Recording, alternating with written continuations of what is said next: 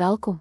Vandag ondersoek ons twee fundamentele filosofiese paradigmas wat die manier waarop ons oor die wêreld dink en hoe ons leer, vorm, idealisme en realisme.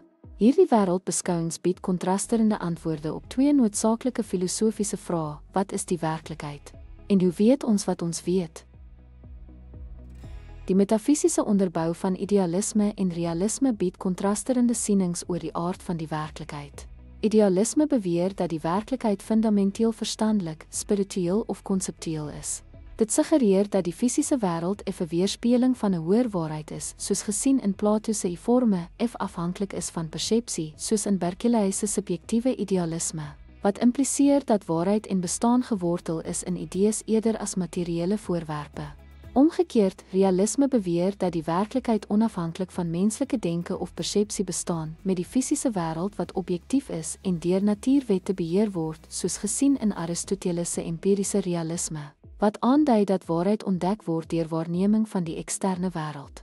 Op die epistemologiese front beweer idealisme dat kennis verkry word deur rede, intuïsie of introspeksie, met die klem op abstrakte denke, dialoog en intellektuele refleksie in leer.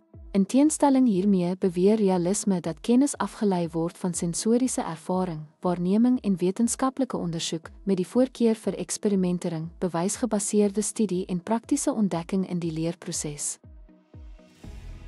Op die epistemologiese front, idealisme beweer dat kennis verkry word deur rede, intuïsie of introspeksie, met die klem op abstrakte denke, dialoog en intellektuele refleksie in leer. In teenstelling hiermee, realisme beweer dat kennis afgelei word van sensoriese ervaring, waarneming en wetenskaplike ondersoek, met die voorkeur vir eksperimentering, bewysgebaseerde studie en praktiese ontdekking in die leerproses.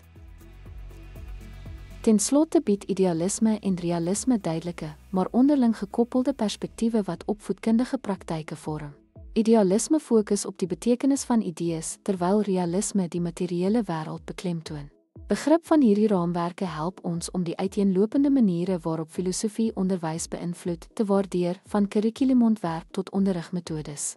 Terwyl u opvoedkundige reis voortsit, oorweeg hoe hierdie filosofiese insigte u leerervarings kan beïnvloed en u kan inspireer om nuwe konsepte te verken. Dankie vir u aandag en beste wense vir u toekomstige studies.